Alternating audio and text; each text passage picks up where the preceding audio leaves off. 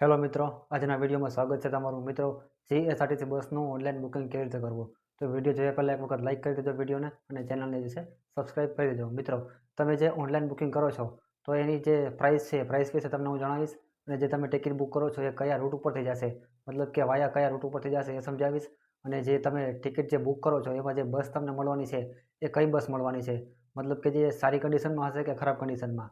ઘણીવાર એવું બનતું હોય છે કે આપણે બુક કરાવી લઈ એક્સપ્રેસ અને જે કન્ડિશન હોય બસની જે કન્ડિશન હોય છે એકદમ ખરાબ હોય છે, એકદમ લોકલ બસ આવે છે. તો એ તમારે કઈ રીતે જાણવું, કયા રૂટ ઉપરથી જાય છે કઈ રીતે જાણવું, અને બસની જે કન્ડિશન હશે એ સારી હશે કે નહીં હોય એ તમારે મિત્રો કઈ રીતે જાણવું, તો આ વિડીયોમાં તમને હું જણાવીશ. તો વિડીયોને પૂરો જોજો.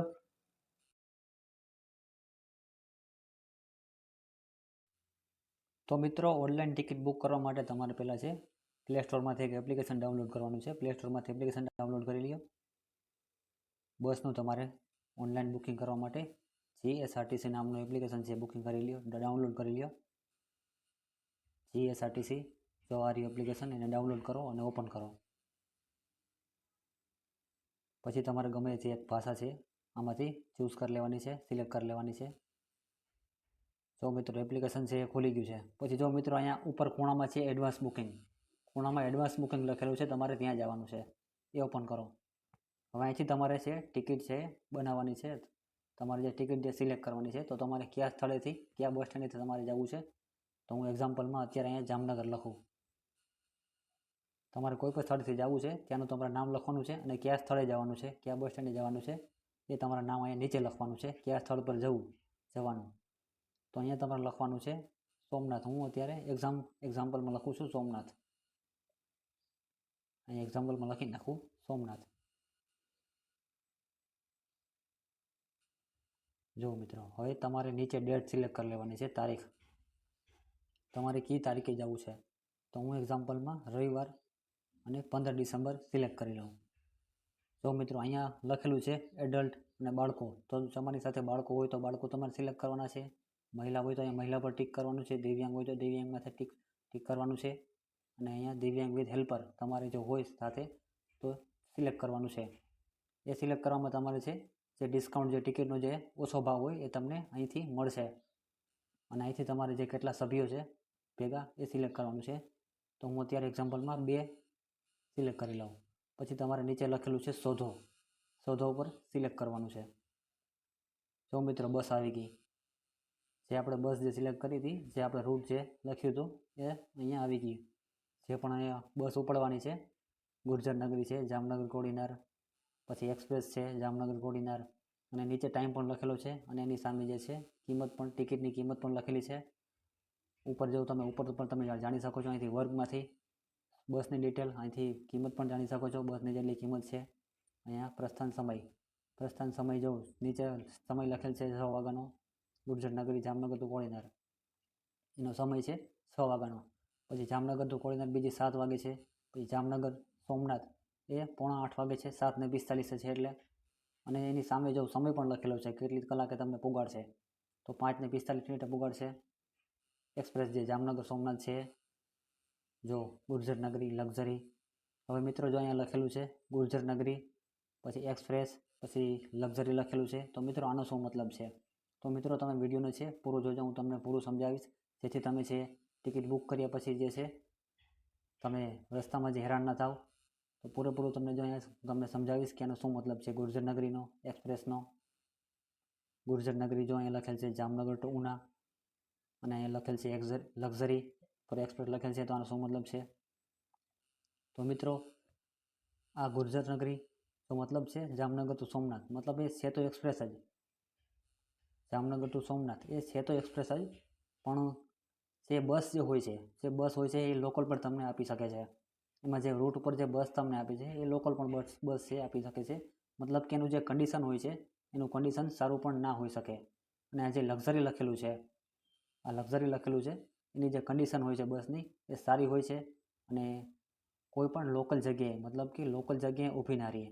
અને આ ઉપર જેવું લખેલું હશે ગુર્જર નગરી, જે બસમાં તમે એક્સપ્રેસ લખેલું નથી અને ગુર્જર નગરી લખેલું દેખાય છે, એ બસ એક્સપ્રેસ જ હોય છે મિત્રો.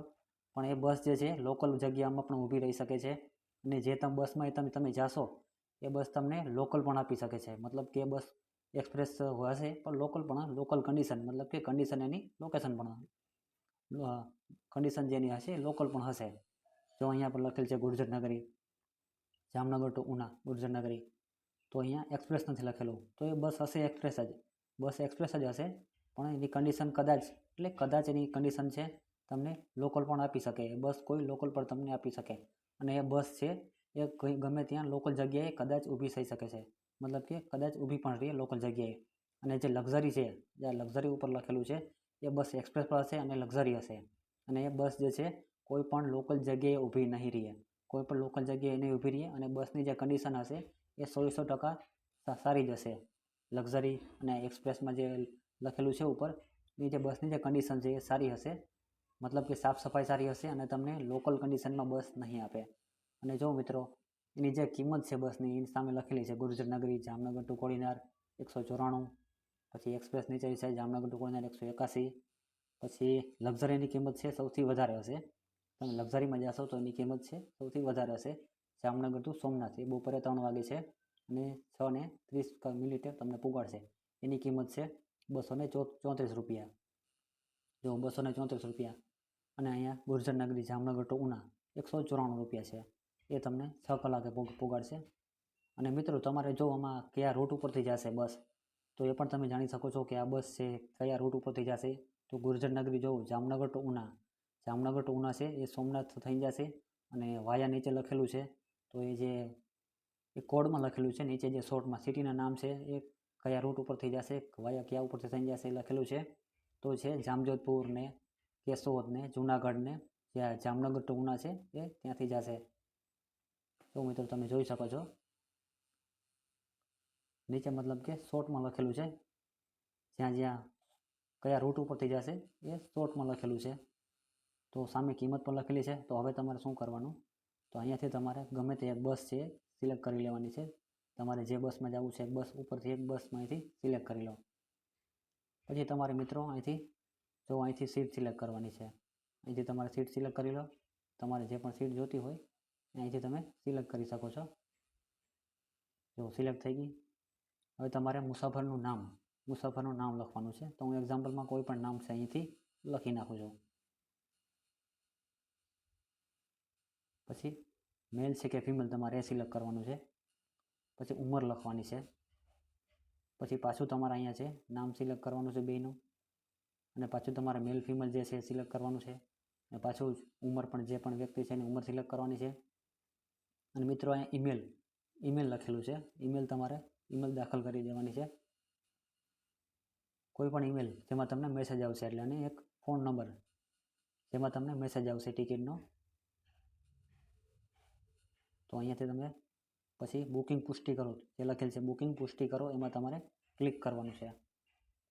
જો મિત્રો અહીંયા તમારી જે ટિકિટનો ભાવ છે અને જે પણ વધારાનું ભાડું તમને લાગ્યું છે, જે મૂળ ભાડું છે 388 છે અને કુલ ભાડું 422 રૂપિયા છે.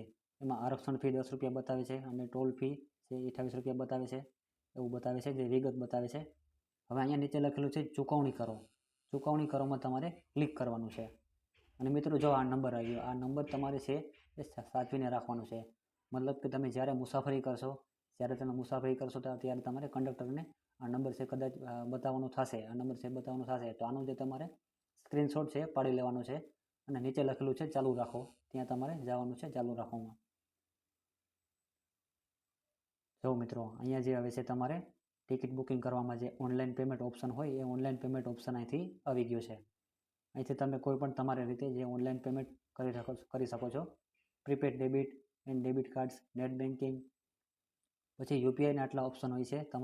તમે જે વાપરો છો પેટીએમ, ગૂગલ પે કે ફોનપે, તમે જે પણ વાપરો છો અહીંથી સિલેક્ટ કરીને, અહીંથી તમે જે પણ વાપરતા હો ગૂગલ પે અને ફોનપે, અહીંથી તમે સિલેક્ટ કરીને તમે જે છે ઓનલાઈન પેમેન્ટ કરી શકો છો. અને ટિકિટ અહીંથી તમારી બુક થઈ જશે અહીંથી પેમેન્ટ કરો એટલે. તો મિત્રો ધન્યવાદ વિડીયોને જોવા બદલ. અને વિડીયો જો સારો લાગ્યો હોય તો એક વખત વિડીયોને લાઇક કરી દેજો અને ચેનલને જે છે સબસ્ક્રાઈબ કરી દેજો. Thank you.